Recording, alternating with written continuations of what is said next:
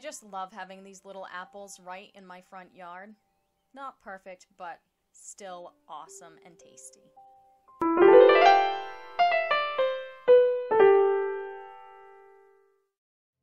Hi, Shanna Rowe Jackson here from Caution Our Set Play, and welcome to part 2 of this Inktense piece where I drew some apples and some leaves.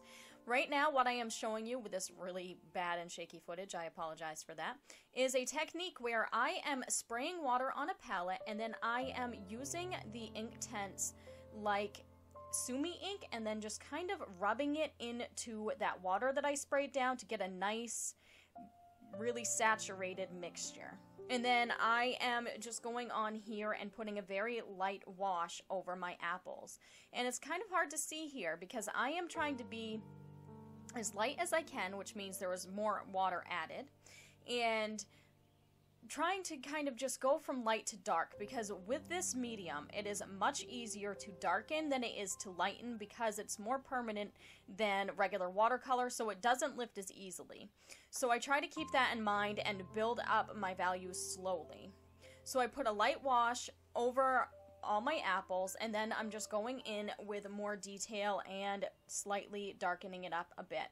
And I actually, originally I was going to go right in with the pencils after that first wash, and I kind of go back and forth instead between more layers of that same wash that you saw me make, and then some washes of a kind of darker green, and then I also will be coming in with some pencils later because I want to have a subtle value shift.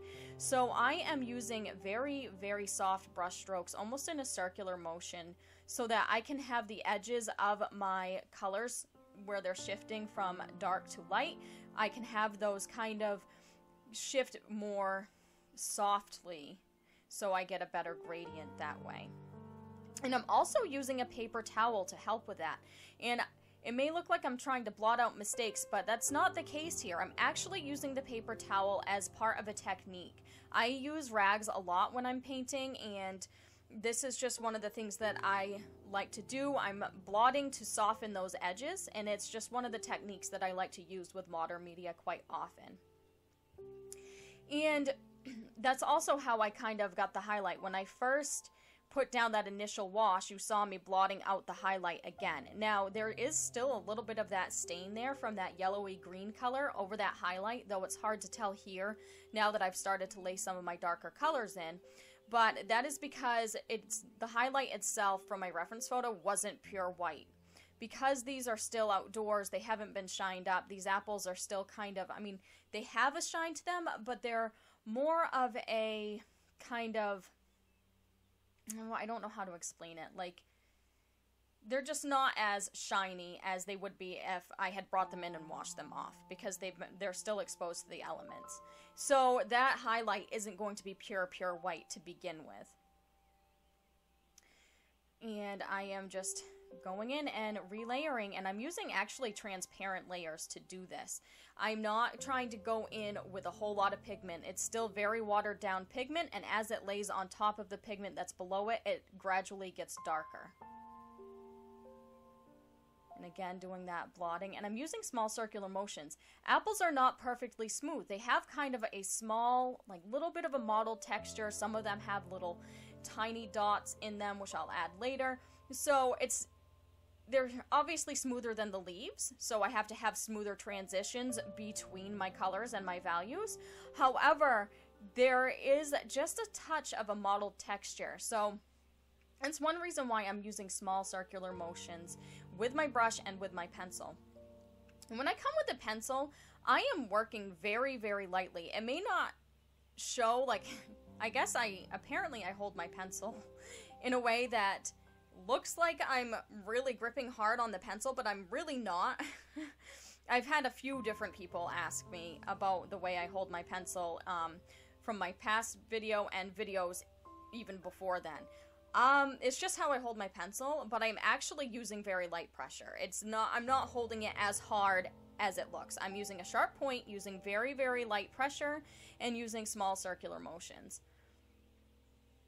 And then I'm just coming in with a brush and washing some of that out. And basically, I'm doing the same technique on all 3 apples. So I'm being very mindful of where my highlight is, and I am working to darken the darker areas, and then I am just washing it out and getting lighter as I get closer. And then vice versa. Sometimes I go back and forth. So I put the lighter layer down first, and then as I darken, I'm just being very, very mindful of how heavy I am putting that color. And the closer to the highlight it gets, the lighter pressure I'm using, the less pigment I'm using. And I'm really using reflective light from the white of that paper to help me with that highlight, instead of having to come in and add a highlight later. Warming it up a little bit. Using very, like I said, very sharp pencils, very, very light pressure, just barely touching the surface of that paper so that I can get a very light layer and a very light transparent layer or glaze with that pencil. I do find it much easier to use the blocks and to add a wash of color first and then to come in with my darker details. And it's very similar to how I did the leaves. I get my mid-tone and my lighter tones in there first, then I come in with the darker colors and pop up the saturation a little bit more. And I'm using a lot of different colors. You're going to see me change colors a lot here because there are a lot of different tones. There's tones from the leaves are reflecting on it. The apples themselves are like a really yellowy kind of green, but then I'm having some bluish kind of greens reflect on them from the sky and also from the leaves that are surrounding it. There's a lot going on here because these apples are still outside in their tree. So you're going to have a lot of different elements reflecting on these colors. So part of the apple is going to take on cooler tones, part of it's going to take on warmer tones. And then I am actually bringing in almost a magenta kind of color. I don't think it's exactly magenta, but it's very similar. It's a purple color to kind of tone down those yellow tones in the shadow areas and gray them out a little bit because it is a nice kind of contrasting color. The reddish part of the magenta kind of bounces off the green that's in there, and then the fact that it is a purple is bouncing off the yellow. So it's using the contrasting colors, which are the opposite colors, on the color wheel to create gray.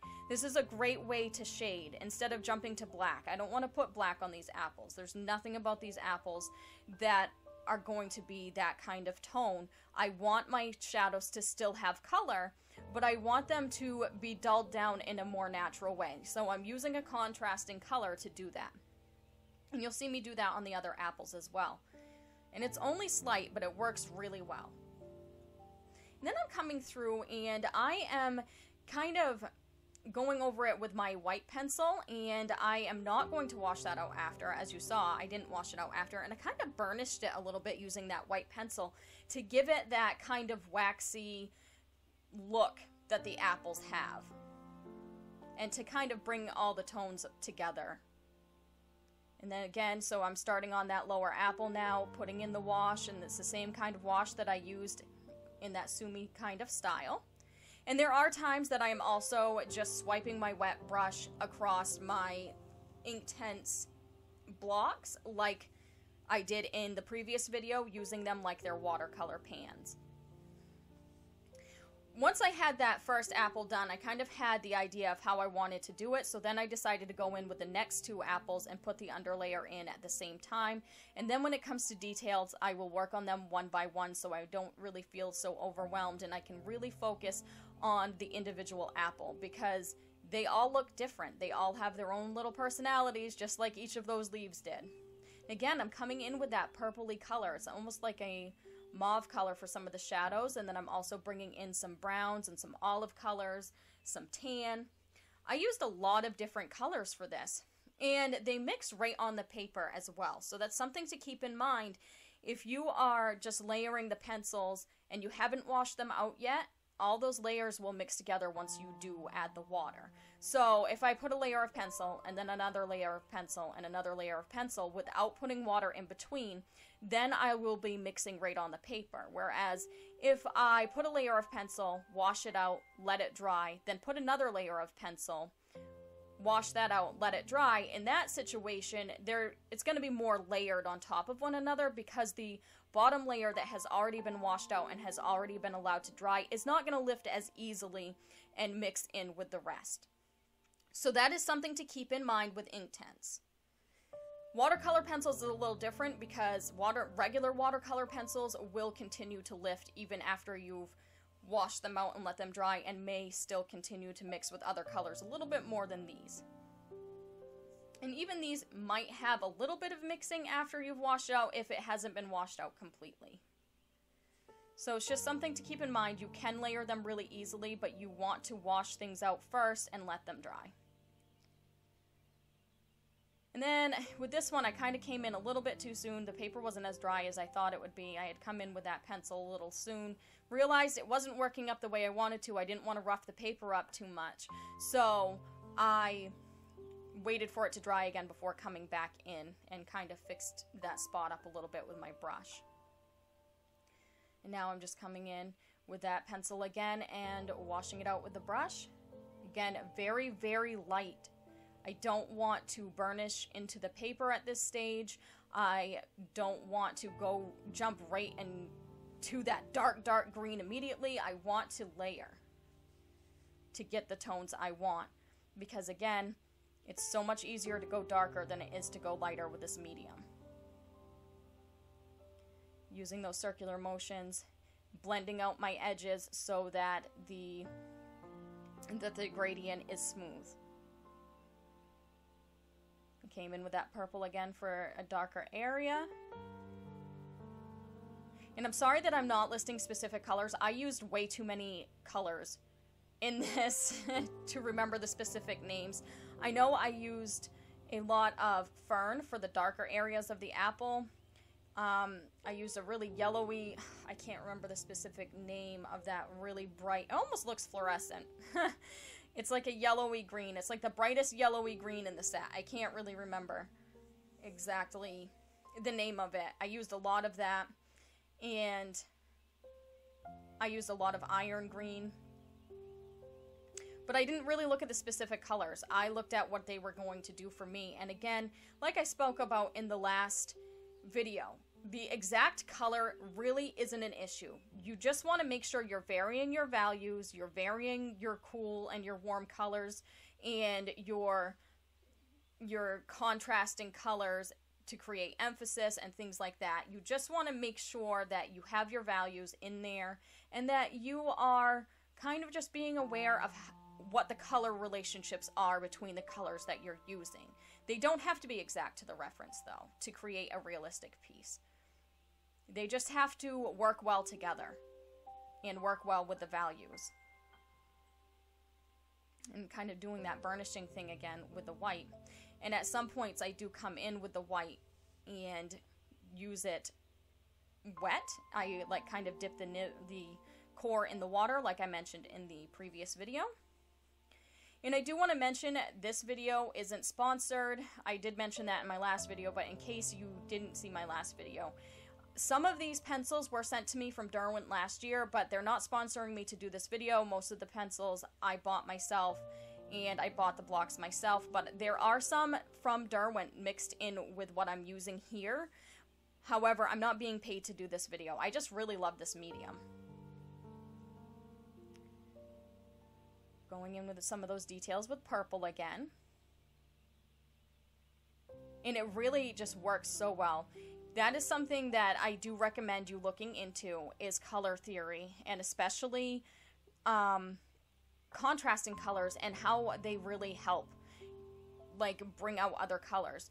Contrasting colors can be mixed together to make some really beautiful blacks and grays, but when they're used right next to each other without mixing them, they help each other pop. So it's really an interesting concept, and it really can help create emphasis in your work and create realism or a myriad of things, mood and things like that. So if you're somebody who is new to color, I definitely recommend looking into what contrasting colors can do for one another. And again, that's the opposite colors, like colors that are opposite each other on the color wheel. Going in with that white to kind of give it that waxy texture again. It's lightening everything up and just bringing everything together and smoothing things out a little bit. And again, doing those circular motions. I recommend using a brush that gives you this, that is the same shape that you're looking for in your brush strokes. So I know that that kind of that really just sounds like, oh, that's common sense, but I would not recommend using a flat brush to create these circular motions on these circular apples. I'm using a round brush. I might use a filbert in some areas because the top is rounded over. I personally like using brushes that are going to mimic exactly the texture that I'm looking for or close to it. So pick the brush that gives you the stroke you're looking for. And again, I know that sounds obvious, but I know a lot of beginners just grab a big old flat brush and they're wondering why things aren't blending out as smoothly as they would like, and they're getting hard edges. Well, the brush itself is a hard edge. So just keep that in mind. I'm using my round brushes to create these really pretty little round circular strokes to create the illusion of a round apple. And that gives me a much smoother gradient that way. I find it much easier to create smooth gradients with rounds anyways. Rounds and filberts, because filberts are also rounded. Sorry, I'm having a harder time articulating myself with this, so I hope things are clear, but not too redundant in this video. It's been a long week. I'm just going in on that shadow edge. Again, I am keeping an eye on the color shifts within the apple, the reflected light, the reflected shadows, because it all has different colors. Your shadows are going to have different colors, your highlights are going to have different colors. I am keeping in mind where that main highlight is, and I am working in the areas away from it, and again, getting lighter as I get closer to that highlight so I can have a smooth gradient. And I'm also adding in some of these little scars that are on the apple, because these apples are not perfect. They're still in the tree. They're not at an orchard. They're in my own yard. They're just left to grow naturally. So they're going to have some little scars here and there. They're going to have little dots and little places where branches have poked them and things like that. And that just kind of adds to the realism. And with that, I basically just went in with my, I think it was tan or sepia, and did the darker areas, but left the middle a lot lighter because it obviously has a little bit of its own highlight on it.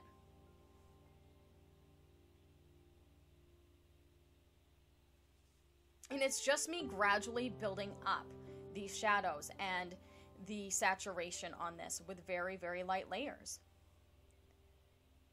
Keeping the form in mind, keeping the spherical form in mind, moving away from the light into the dark. And then again, I came through and smoothed it out with my white pencil to give it that waxy look. If you are new to shading, I think that apples are a great place to start because they're so close to a sphere. And actually, I recommend looking up how to draw a sphere before you do apples and how to create like the 5 elements of shading. And I can give you like a small rundown here of what those are, but I do recommend you look it up so that you can have a visual. But basically the 5 elements of shading deal with how light falls on an object. And so you're going to look at your direction of your light source. So my light source here is coming from above and to the right of the apples. And so all the shadows are going to fall basically to the bottom side and down to the left. So it's like it's going from diagonally from the right corner down to the left corner, if that makes sense.